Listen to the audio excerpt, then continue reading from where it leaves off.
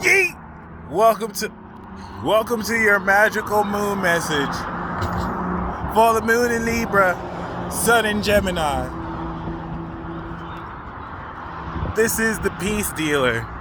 And welcome to the grand air trine that will change your goddamn MFing life. This is it.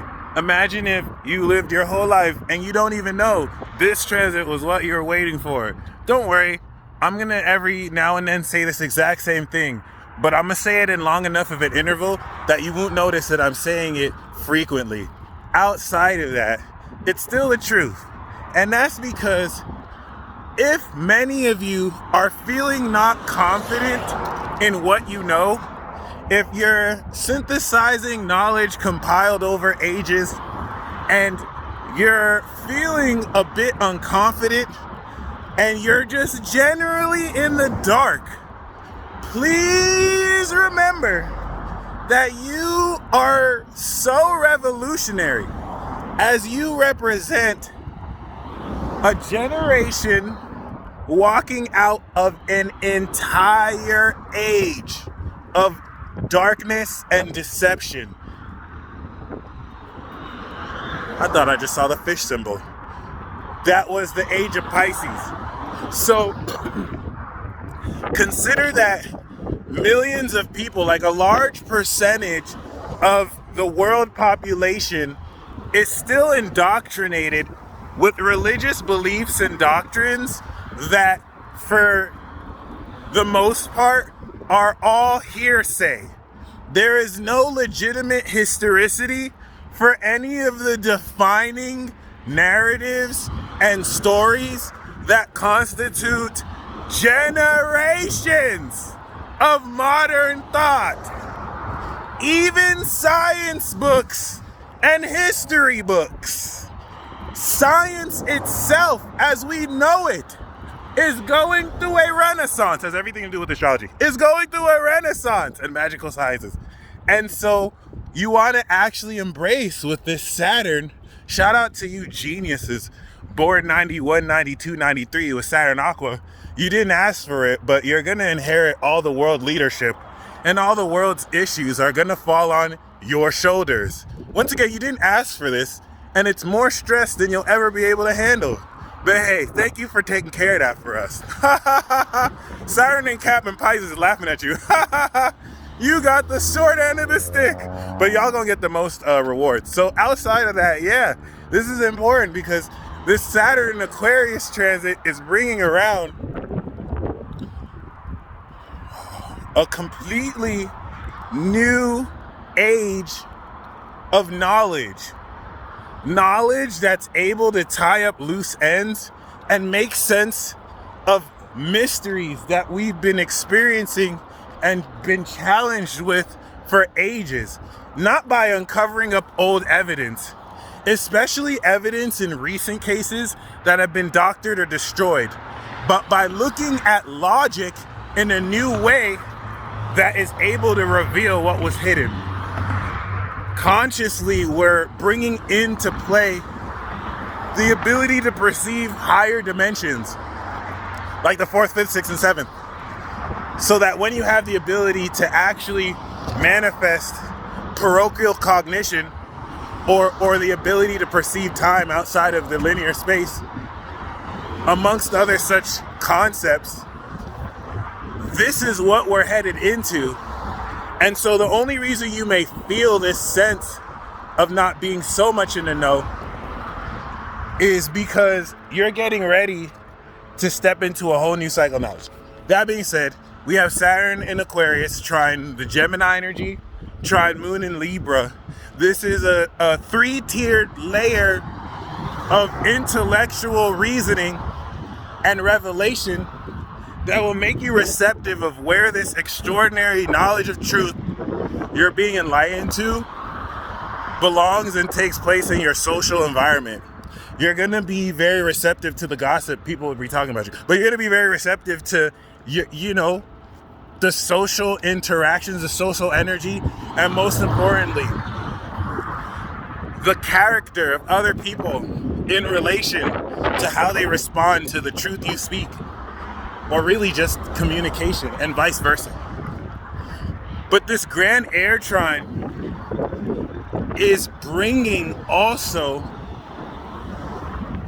a new amazing way to process information and communicate as well, in light of getting ready to champion a whole new cycle of knowledge, in light of getting ready to introduce your own self as a legend in this generation, where you yourself are literally a walking database of genetic information that will codify and prepare future generations for the direction of where to take things. In other words, your very experiences, everything that has to do with you and as a revolution of the individual and what you represent is going to be very important. Just imagine we come out of a nuclear holocaust and we need to repopulate.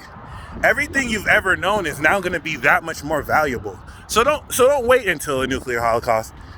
Understand that still applies now. And while we're still kind of in between ages, with one foot firmly in the new age of Aqua, if you want to call it that, or the new age of the gods, or the new age of knowledge, or the new age of science, or the advent of alien, whatever you want to call it, it's gonna be a transit like this that, first of all, prepares us for the next Grand Air Trine. You see, the first one involved Moon in Libra, Sun in Aquarius, North Node Gemini. This is the second one. Saturn retrograde, Sun, North Node, Mercury retrograde, Gemini, okay? And Moon in Libra. The next one is gonna be Mercury retrograde Libra, Sun Libra, North Node Gemini, Saturn Aquarius. That final one we have is what's going to bring our realizations directly into our social environment and take very cardinal actions to act off of what wisdom and details we've analyzed through Virgo. And so I'm going to say this Gemini season is definitely the most crucial one, because I'm biased and I'm a Gemini. But because before we take that action in Libra, Gemini, through the moon in Libra, is going to sneak peek what actions we're going to take, because Gemini is 9th house to Libra. Because in order to take an action, you need to know the truth. This is why Libra is justice, because Libra sees Gemini. Libra sees truth. Truth is what guides Libra in the actions of fairness it takes, which is why it holds the sword. So this transit we have is 5th house to the Gemini sun. This is going to unlock deeper creativity, or let's just say more balanced creativity that inspires you to express more of your true thoughts in ways that opens up, true to Libra, the bridge to hearts with you and other people, concepts, ideas, abilities, powers. This is the part of the transit after you've been experimenting with new abilities, you name the ability. Libra is a very alter ego aspect in astrology, where your identity, your raw identity is Aries. But then when you put the badge on at work, you have your Libra mask on. And it's look, I want to smack you so hard in the face right now, but I'm getting paid salary and I'm just going to be polite to you. That's Libra. Every Libra and Virgo have to go through this, okay? Libra's job is not easy. Y'all think it's easy to have to be nice to everyone. That's excruciating. You don't know how many people Libra wants to strangle, but they're not Aries. That's what Aries did. Let's show Libra some respect. Y'all be calling Libra fake, but Libra has to be fake. It's literally their job to be fake. You have to have someone who is just altruistic. It's not even them being fake, really. It's just somebody preserving the balance. It's an element of tact and class. But I'm not saying this to poke fun. They literally need to be quote unquote fake in that aspect. Otherwise, we'd have no balance and peace. So just don't think Libra doesn't want to. They have to. You have to have someone in the zodiac that's nice to everybody. You have to. That way Aries can be Aries. Okay? Libra is Libra, so Aries can be Aries. This is literally the good cop, bad cop, where Aries is the bad cop and Libra is the good cop. They work together. So keep that in mind, because it doesn't look that way, right? And this is definitely going to encourage you to, through real social dynamics, express your ideas in light of objective influences, hence other people, synchronicity, that will personally, that was a psychic reading poster, that will personally offer feedback on how much they think your ideas are crazy or how much they agree. This social interaction, of course, engenders a more realistic view of communication, so that's not just in your head, even though we're all like aspects of a higher force, right? And that's debatable. But personally, the moon is going to be square Pluto. It's going to be quincunx Neptune and Uranus. And the square to Pluto is going to challenge how much more bold you are expressing controversial opinions or ideas to people who may not be open to them. This square is going to fill you perhaps with more confidence in expressing it, even if it may not be favorably received. So keep that in mind, because now that the sun is past Pluto and the quincunx energy, you're going to start to see the ideas you've been wanting to incorporate physically manifest a lot more and more. And given that Venus is also squaring the moon, which will be opposing Chiron in Aries, you're integrating vulnerabilities in your ego in the ways that you can balance and take weaknesses and literally turn them into strengths. Mainly just by not taking so seriously social faux pas, but instead embracing them. And once again, turning weaknesses into strengths. But personally, if there's nothing else that you got from this, your ability to communicate expressively and talentedly is unlocking. This is going to guide you intuitively towards developing more of your superpowers. This is a very intellectual mental transit, but it doesn't mean it won't be felt either. So this grand air trine is going to bring full circle new ideas that you can integrate with your social life, even if you don't think you have one, and where you belong in the collective. This is going to inspire so much moving forward about what's possible for you to accomplish and what you can even do. So really embrace this, really enjoy this. This is really more meant to perfect a lot of what, relative to this enlightenment cycle, you sparked. And